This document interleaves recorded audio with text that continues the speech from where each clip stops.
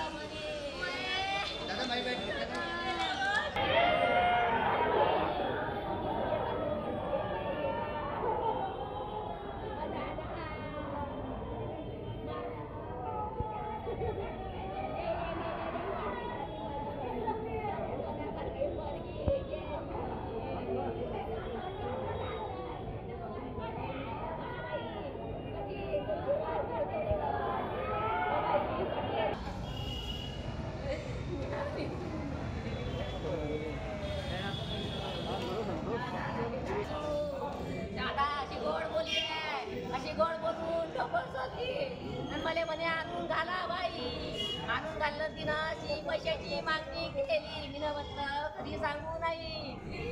तिनं जागात घातला पोरीवर. असे पहिला नंबर येणारी पोरगी अशी करू शकत नाही दादा. मा पोरीचं झालं तसं दुसऱ्या पोरीचं झालं नाही पाहिजे. त्यानं लय केलं. ताई काय सांगा, तुमच्या मुलीने काल घरी आत्महत्या केलेली आहे, काय घटना आहे नेमकी? घटना म्हणजे दादा तिला तसंच तकलीफ होती. ते पण 8 ते 10 लाखाची मागणी करत होते. ते पैसेच मागत होते सतत. मी तिला नेऊन घातले आणि ते म्हणायचे की आम्ही चांगलं वागू. पण त्यांनी चांगलं वागलं नाही. त्यांनी जे घात घालायचा तो घात घालून दिला. आणि ते सतत म्हणायचे की तुझा बाप असा म्हणतो, तुझी आई अशी म्हणते. आमच्याबद्दलच तिला काही काही असं टॉर्चर करायचे. खूप त्रास दिला तिला त्यांनी आणि शेवटी मारूनच टाकलं. त्यांनीच त्रास दिला. तुम्हाला काही तिने काही फोन करून सांगितलं नाही की मला त्रास होतोय बा असं काही? ती त्याच्याबद्दल नाही सांगितलं, कारण तिने तसं सांगितलं की म्हणे ते असे टॉर्चर करतात म्हणे आतून. पण मी काही असं स्पष्ट सांगत नाही म्हणे, कारण आई तुला पण तकलीफ होते म्हणे. बरं, तुमची आता काय मागणी आहे यामध्ये? त्याला तिघांना बी फाशी, तिघा चौघायला बी फाशी. असे लोक जगात नकोच. ज्या आईची पूस उजळली त्या जगामध्ये असं कोणालाच घडो ना. माझी तर गेली पण कोणाचीच जाऊ ना, अशी मी तुम्हाला विनंती करते. बरं, तिला त्रास देणारे कोण कोण आहे घरामध्ये? त्रास देणारे तिचा जेठ, तिची सासू, तिचे सासरे आणि तिची बहीण. ते तिथून फोन करायची. आणि तिचा नवरा गौरव ठोसर, तिच्या मावश्या त्या पण येत होत्या. एकाचं एक सांगत होत्या आणि त्याच्यावर टॉर्चर करत होते. दारू पेत होते ते दोघंही भाऊ, दारू पेत होते. त्यांना बायका आहे, त्यांनी लग्न केलेले आहे आधी. पण आम्हाला पोळ्याची पोरगी, कोणा पाटलाची पोरगी, त्यांनी आम्हाला समजू दिले नाही. पण दादा आम्हाला सगळे उघडकीस आलेले आहे. आणि त्यांना जशी माझी मुलगी एक गेली, पण मी त्यांच्या सगळ्यांना फाशी द्यावी अशी विनंती करते. तुमचं नाव काय? माझं नाव आशा भगवान बुडुकले. मुलीचे कोण आहे तुम्ही? मी मुलीची आई आहे. असं कोणासोबतच घडू नये अशी मी तुमच्याच पुढे विनंती करते. आणि हा व्हिडिओ सगळ्यांनी पाहून त्यांना उभंही दाराही उभं करू नये आणि पाणीसुद्धा देऊ नये असे मी तुमच्या पुढे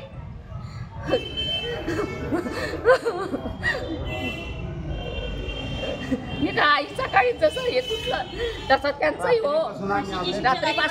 रात्रीपासून त्यांचा फोन नाही, काही नाही. आम्ही रेल्वे स्टेशनवर झोपलो सगळे, पण ते पळून गेले सगळे. पण तिथं हजर राहिले नाही ते. काय सांगाल, तुमच्या मुलीने काल आपली जीवनयात्रा संपवलेली आहे, काल संध्याकाळी 6 वाजे त्याचा फोन आला. तिथं आला, तिच्या देराचा आला. म्हणजे मग तुम्ही लवकर निघून या. त्याच्या अगोदर बी असं झालं, त्याचे फोन यायचे, मला निघून यायचे म्हणायचे. असं 3 वेळेस झालं. 3 वेळेस झाल्यानंतर त्यानं काय करायचं, इथं आल्यानंतर धिंगाणा करायचा. एक वेळेस तर आम्हाला दोघायला 10 वाजेला काढून दिलं त्यानं आणि पोरीला मारलं होतं. माझ्या देखत मारलं होतं. मी पोलीस एका पोलीसवाल्याने पकडलं आणि म्हटलं ते साहेब म्हणलं मला रिपोर्ट द्यायचा, मी पोरीला तकलीफ देऊन राहिली. तर त्याच्यानंतर बी मग ते म्हणे बुवा पोरगी यायला तयार आहे का? पोरगी यायला तयार नव्हती. मग आम्ही आमच्या नातेवाईकाच्या घरी राहिलो. तिथे रात्रभर राहिलो. सकाळी आलो. सकाळी त्यानं म्हटलं की बुवा तुझे हातपाय तोडतो. मी फोन केला पोरी, बुवा तू इच्छा असं चालायची तर चाल. पोरी मला म्हणे की बुवा तू कुठे रे म्हणे, तू हातपाय तोडतो म्हणे. तो नवरा बी तिचा आणि भाऊ आणि त्यानं काय केलं, बार मला काय केलं. बरं, मग काय तुमची आता काय मागणी आहे याच्यामध्ये? काय तुमचं काय? त्यांनी मला 8 लाख रुपये घेतले होते त्याने 8-10 दिवसाच्या अगोदर. त्यांचं मेडिकलचे शेजारी मेडिकल. आणि त्याच्यानंतर त्याच्या अगोदर मी त्या 7 लाख रुपये दिलेले. तर त्यानं मी म्हटलं सोनं करून देतो. नाही म्हणे, सोनं नाही, आम्हाला धंद्यासाठी पाहिजे म्हणे. आणि त्यानं धंद्यासाठी कोणती हळदीची मिरकुटाची कंपनी आहे त्या कंपनीसाठी मागितले होते. म्हणलं बा चला वापस देतील. वापसचा हिशोब समजा ते काही बोललोच नाही आपण. आणि त्याच्यानंतर 3 वेळेस बैठकी बसल्या. 3 वेळेस बैठकी बसल्यानंतर मी त्याने सांगितलं किंवा आम्ही चांगली वागू. इकडं आल्यानंतर ते काय करत होते पोरीने काही आपल्याला सांगितलं नाही. आता यावेळेस आहे ना तिच्या आईनं आहे ना तिला आणून घातलं की आम्ही लोखंडे हॉस्पिटलमध्ये मी 22,000 रुपये लावले तिला. त्याच्यानंतर अमृत हृदयालयामध्ये 6,000 रुपये लावले. त्याच्यानंतर चोपडे दवाखान्यात मी 5,000 रुपये लावले. लागल तर त्याचे सगळे 7-8 दिवसापूर्वी काही वाद झाला होता का घरामध्ये? नाही, त्यासह काही वादगीत त्या झाला का नाही झाला. आपल्याला मुलीनं सांगितलंच नाही ना दादा. मुलीनं सांगितलं असतं तर आपण म्हटलं असतं. पण मुलगी म्हणायची की तुम्ही फोनवर काही बोलत जाऊ नका, मी तिथं आल्यानंतर सांगत नाही. तर तिनं म्हटलं बी होतं की तुम्ही 2-4-8 दिवसानं ये जा. आणि पोलीस स्टेशनमध्ये गेलो आम्ही तर आम्हाला उडवाउडीची उत्तरं द्यायला लागली. साहेब काय म्हणणं पडलं त्यांचं? काय म्हटलं त्यांचं म्हणणं पडलं की तुम्ही सकाळी या आणि सकाळी पाहिल्यात येईल आणि त्यानं कोणतं म्हणतं नव्हते. त्यांचीच बाजू पकडली त्यांनी. हां, त्यांचीच बाजू पकडली. आणि ते म्हणत होते की बुवा जसं त्या कोणतं आम्ही असा रिपोर्ट घेतला बुवा करून किंवा अकस्मात मृत्यू झाला बुवा तिचा. अकस्मात मृत्यू कसं काय झाला? असा रिपोर्ट त्याला तो बी जबरदस्ती आम्ही दिल्यानंतर घेतला. आणि ते लोक आम्हाला त्यांच्यावर भरोसा राहिला नाही. तपासाधिकारी बरं, तुमची आता काय मागणी आहे याच्यामध्ये? आमची मागणी मुलीला मारलं त्याला सुद्धा मारा. निपक्ष चौकशी. हां, निपक्ष चौकशी करून त्याला बी सुद्धा फाशीवर चढवा. पोलीस यंत्रणेने त्याला मारा. तुमचं नाव काय? याच्या पुढं जर आमच्या हातून काही घडलं तर त्याला जबाबदार ते पोलीसवाले राहतील. दादा काय सांगाल, नेमकी काय घटना आहे तुमची? माझी बहीण मयुरी भगवान बुडुकली, तिचे 3 महिने अगोदर लग्न झालेले होते. ती जळगावला दिलेली होती एरिया काय सुंदरपुरी. आणि 3 महिन्यापासून सतत तिला मारहाण, शिवीगाळ, आपणास्पद बोलणे हे चालू होते. आणि सतत पैशाची मागणी. तरी आमच्या परीने आम्ही 8 ते 10 लाख रुपये त्यांना दिलेले आहे धंदा उभा करण्यासाठी. आणि तरी मग आम्हाला काल 6:30 वाजता ती फोन आला, तिने आत्महत्या केली. पण ती आत्महत्या केली नाही. आत्महत्या त्यांनी केलेली सर्व कुटुंबा मिळून आत्महत्या केलेली. आमचा त्यांच्यावर 100% संशय आहे. आणि आम्ही इथं आल्यानंतर आम्हाला पोलिसांनी सहकार्य केलं नाही. म्हणजे कुत्या टाईप वागून दिली, कुत्या टाईप. आमची तक्रार घेतली नाही. ही तक्रार पाहिजे तक्रार म्हणतात का? आमचं हे तक्रार म्हणतात का? ही तक्रार आहे का? आमचा 100% तपास अधिकाऱ्यावर संशय आहे. तुम्ही जेव्हा त्याला त्रास होत होता मध्यंतरी तुम्ही समजावून सांगण्याचा प्रयत्न नाही केला? 3दा बैठक 3 वेळेस बैठक बसवली काय पाहुणे नाते गोते पाहुणे बसवली. तर ते म्हणजे आम्ही चांगलं वागू आणि मध्यस्थीने आमचे गॅरंटी घेऊन जाऊ. तर आमच्या बुलढाणा येथील बबलू ठोसर यांनी त्यांची जिम्मेदारी घेतली होती. पण ती शेवटी अशी घटना घडली.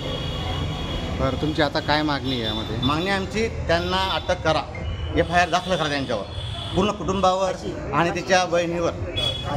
आणि जशी आमची बहीण गेली तशी त्यांनाही शिक्षा व्हावीच.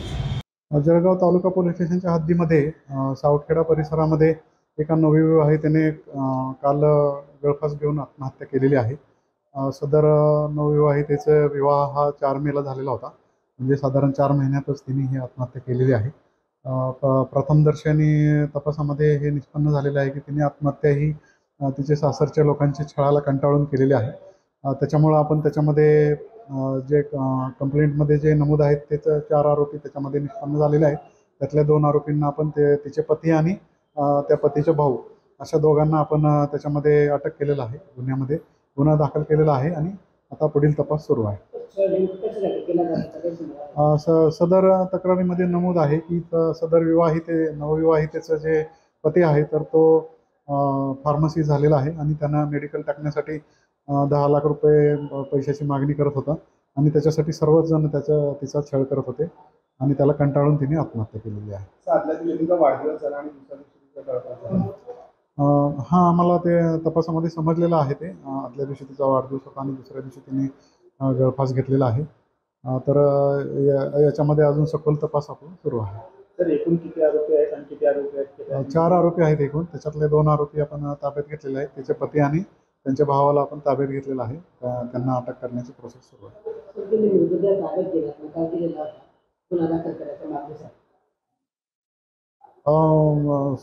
त्यांचा गुन्हा दाखल करण्याची मागणी होती, पण आपण त्यांना सुरुवातीलाच सांगितलेलं होतं की जे काय आहे तपासामध्ये निष्पन्न होईल आणि पोस्टमॉर्टम रिपोर्टमध्ये निष्पन्न होईल त्याच्याप्रमाणे जे योग्य ती कलमं लावून गुन्हा दाखल करण्यात येईल. त्याच्यामुळं मग त्यांनी ते कन्व्हिन्स झालेले आहेत.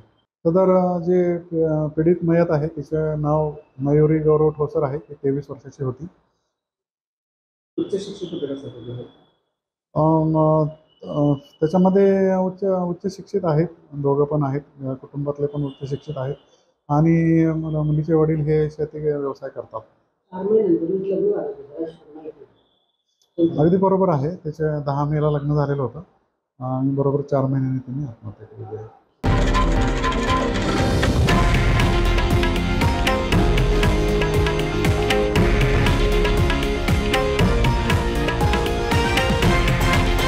हे आहे देशातील नंबर 1 न्यूज नेटवर्क आणि आपण पाहत आहात TV9 मराठी, एकमेव.